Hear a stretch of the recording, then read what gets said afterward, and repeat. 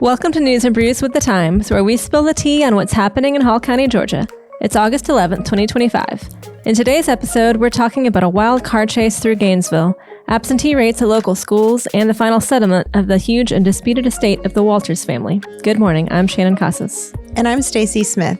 Also joining us this week is reporter Jeff Gill to talk about his reporting on some big changes planned for Green Street. Thanks for joining us, Jeff. Thanks for having me. Now, grab your favorite brew and take a sip as we guide you through what's been happening in Hall County. Don't forget, you can also find all of the stories we talk about this week at the link in our show notes and on GainesvilleTimes.com. Last Wednesday, there was a car chase through Gainesville, and it was a crazy chase. It did not end well. Oh no, who was chasing who? The State Patrol had a bolo for a missing pickup truck, apparently stolen from a local dealership, and Trooper saw what he believed to be that stolen vehicle, tried to stop the pickup truck. Truck did not stop. Okay, where did it start? Where did this happen? So this was in the Shallowford Road area of Gainesville, like 5:45 Wednesday night. Oh gosh, I bet that area was pretty busy that time of day. Usually is. It's a very public place. Those are very visible locations, for sure. Yeah, so take us through the chase. Where did they go and how did it end? So it started on Shallowford. The truck didn't stop, went all the way over to Queen City Parkway near Jesse Jewell, and they tried to do like what they call a pit maneuver, where they kind of try to bump the vehicle so that it like slides to a stop. But it didn't work. They tried again near Aviation Boulevard, and that didn't work. Then around Candler Road, the pickup truck actually hit an SUV, which then went off the road, and that driver died. Oh. The guy kept going. What? They tried another stop that did push him off the road, but he recovered, kept going, and finally a fourth attempt sent him into a power pole. He got out and tried to run. What the heck? They tased him. And caught him? And that's when he surrendered, and yes, he's now in jail. Oh, wow. That's a big ordeal. I mean, Sounds like a movie or TV show or something. It does. Yeah, it's action-packed for sure. Right through our local streets. Right. Must have been a lot of witnesses, I would think. People saw that happening. Yeah, that time of day for sure. Mm-hmm. I know we had one person reach out with potentially a photo of what happened. But hopefully we'll get some more information from witnesses and those affected by the chase as well. Yeah, like the family of the man who died. Mm-hmm. It's very tragic. It makes you wonder, and a lot of people on social media were asking, what protocols do our local law enforcement have in place as far as when it's safe to deploy those kind of tactics, and how much consideration they put into, civilians that might be in danger. Yeah, I think given that this case led to a death, I think those questions will be asked and some investigation on various sides. Right. At what point do they maybe stop the pursuit if they see that it's getting out of hand or too dangerous for civilians? Right. Yeah, there will definitely be a lot more to report here. I know the reporter is reaching out to various people affected by the case and is trying to follow up with the Georgia State Patrol as well, which was the main law enforcement involved.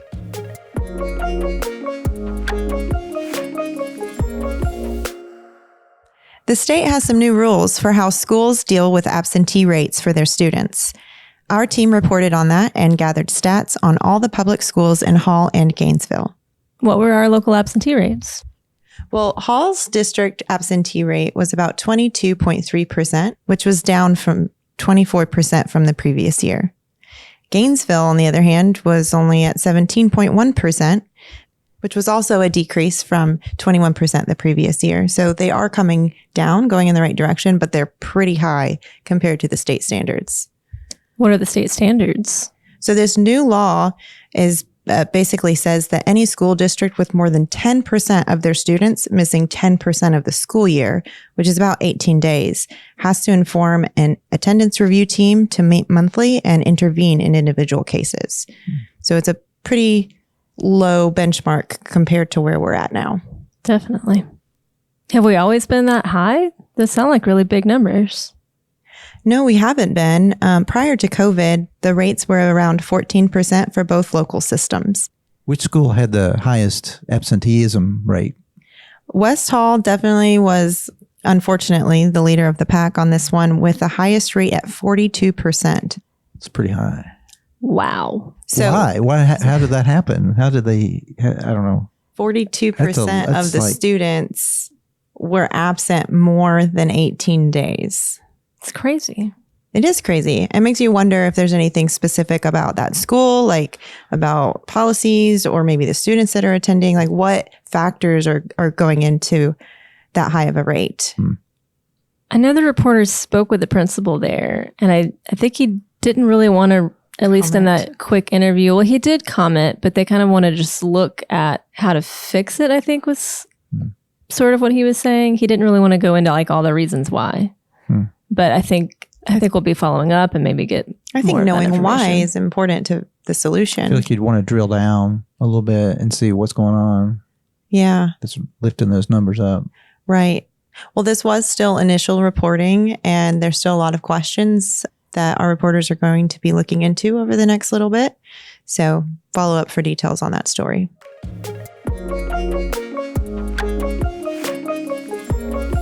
The battle over the Walters family estate has been settled in court. We've been reporting on that for a while, but just to catch our listeners up, this is an estate worth millions of dollars, and there was a disagreement over the will and how the money would be split between some local charities and the family. Why is there a disagreement at all? Was there not a will?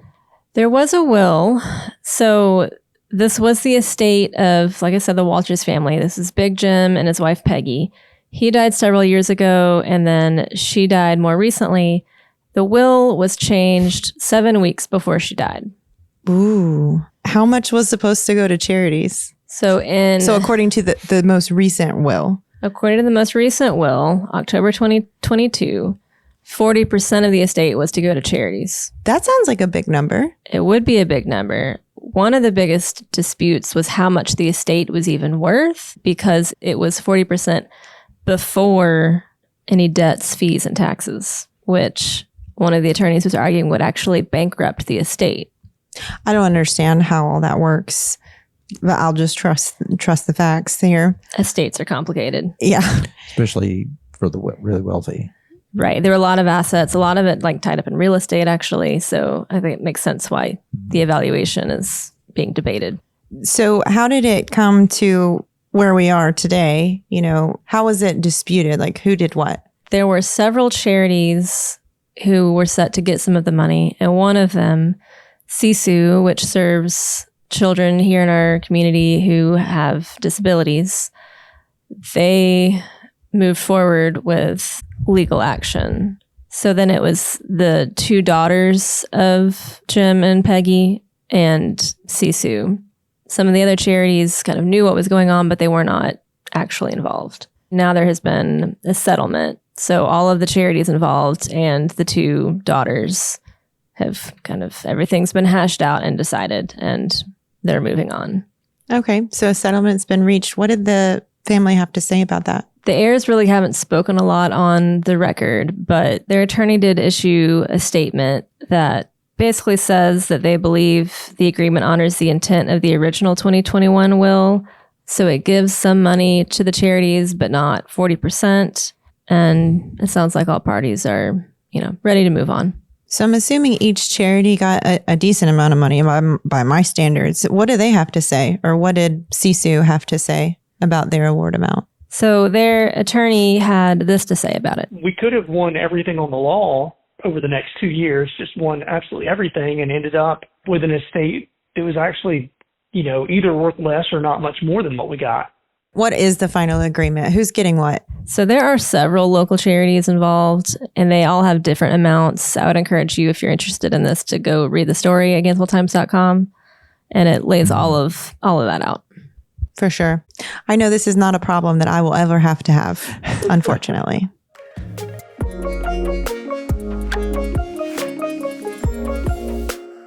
Jeff, we hear you're working on a story on updates to Green Street that's publishing later this week.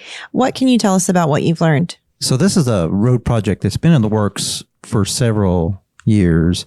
And just here lately, Georgia Department of Transportation approved I guess you'd say, the final design of the Green Street project as it runs from like Academy Street to Riverside, that stretch there. You said this has been going on for several years. I haven't seen anything happening on Green Street. The project has been in the works for several years as far as the development of the project. There's a lot of stuff that happens before a project ever sees daylight, I guess. So like right-of-way and design. Right-of-way, design, and design is probably one of the biggest, I guess. Well, and it goes from, the Rotary Tree down here on Green Street, past our office, all the way to Riverside. To Riverside Green, that kind of fork in the road up here. That weird the Civic intersection. Center and the Baptist Church and all that there. Oh, okay. That's kind of the end of the road for this. So it goes from like one weird intersection to the other weird pretty intersection much. where you can't right. go certain ways that you think you should be able to go. Well, it's a long stretch, so I'm sure that there's like a lot of businesses that would have to be involved in that. I mean, do they get a say in any of these projects? There's been public hearings and stuff like that over the course of years, I guess, about this project. So it's been on and off. So what's new? Nothing really has changed with the design from what I can see. It's just making it sort of an official final design is what it is. So they can go on to next steps like right-of-way acquisition and construction. Okay, so they haven't done That's right-of-way. Right. And according to the GDOT schedule, right-of-way acquisition actually could start this year. So, and the construction could start in 2027. It takes a while to get all the property for these projects. Yeah. I mean, that makes sense that they would need the design before they can start asking for right of way. Right. That's true. I just, having kind of watched Jeff's reporting along the years, knowing that we've been talking about this a long time, it's funny to think that they haven't gotten to that step. That's probably a difficult step, I would imagine. A lot of voices involved. Yeah. So there's some things that about the road project that a lot of people who may be not familiar with this that are interesting, actually. Yeah, tell us about those. It's not a widening in the sense that they're not adding lanes per se, except for a turn lane. They're going to be adding a turn lane at Ridgewood Avenue or Street, where the school board office is located, and Mellow Mushroom at that intersection. A cross traffic turn lane or a right turn lane? It would be a left turn lane from Heading north. That's good. So the whole point of this road project, and the other major part of it is that there's going to be medians all the way up, so you won't be able to make a left turn anywhere along the road as you're going north. It's pretty hard to make a left turn. Depending on the time of day. Or if you're going south too, either way, you won't be able to make a left turn into anything. So that sounds tricky. How am I going to get to where I need to be on that side of the street? Well, if you're going northbound, you would make that left turn in that new left turn lane at Ridgewood, and that's all I really know. I have questions to them about this story. To the DOT? To the DOT. I'm trying to find out if, for example, you can make a U-turn at Ridgewood and head south and make a turn somewhere. And then if you're coming south, I guess you can go around the roundabout That's right. and then back up. I was fixing to say, yeah, if you're coming south, you can make that roundabout and you're on your way back. You can, like, if you're coming south, you want to go to the post office, for example, you're going to have to go through the roundabout and then go into it from make a right turn in. So you'll have kind of some of these maps and designs available with the article? That's the plan. I think the story cries out for maps, since that's basically what the story is about. One of the things that's kind of interesting about it is the sidewalks along the road aren't going to be necessarily straight as an arrow. They're going to be sort of meandering, as they call it. That means they sort of can curve with the contour of the road, the way they're going to build it. Isn't the street pretty straight? It doesn't really meander, does it? I'd have to look again at the map a little harder.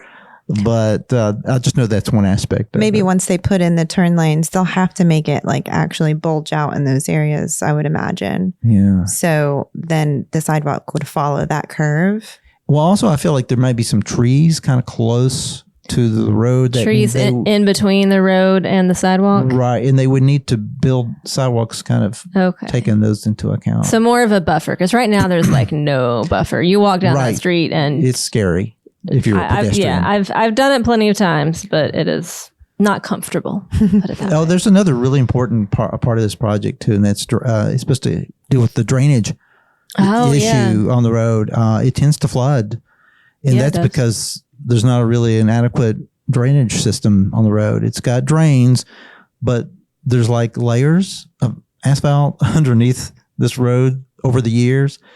And so it apparently, I'm not an engineer here, but it creates more of the flooding on the road. And so the idea is with this new median that they're going to build, it's going to be a small median. It's not going to be like real wide at all, but it's going to have new drainage area so that when it does rain, it will collect there and it won't be ponding around the streets and all that kind of thing like it does now. That'll be nice. Mm-hmm. Yeah, that'll be really nice. I mean, that draining issue has been a problem since I was a kid. I have vivid memories of driving down Green Street and having giant splashes on the right-hand side. Yeah, Green Street has been an issue for, forever. It is. So, it's been an issue as long as you've been working here. Oh, yeah, definitely. And, we renovated our building in the last year or so and went through some just clippings that had been stored away. And I remember pulling things out from the 1970s that were talking about making changes to Green Street. I mean, it's where kind of all the traffic sort of converges in a way. So yeah, there were talks, I think, through the years about a bypass. It just never happened. That just never came to be. Yeah. So what's the timeline on these changes for Green Street? Well, the construction is scheduled for 2027, and I don't know how long it's a question I need to ask, but how long do they expect the project to take so that we know when we'll see these changes? I don't know. Yeah, what's the likelihood that they actually start in 2027? I don't know. That's not a good sign. So it seems like my reporting that they originally talked about 2025 this year to actually start. So it's already been delayed a couple of years. I don't know. Still doing some more reporting. Yes. But when you're done, that'll come out on GainesvilleTimes.com, and I'm sure it won't be the last reporting you do on it. Oh, no. Well, thanks for doing all that reporting, Jeff. I know I will certainly be watching for that story. Yeah, and thanks for joining us on the show this week. Yeah, my pleasure. Thank you. To support the kind of journalism you heard about on today's podcast, you can subscribe to The Times. Plans start at $7 a month. There's a link in our show notes for that, as well as all the stories you heard about on the podcast today. Yeah, and another way to support us is to rate and review us on your podcast app. That goes a long way in helping others learn about the show, and we'd love to hear from you. You can reach us at podcastadmin@GainesvilleTimes.com. Please join us again next week and tell all your friends.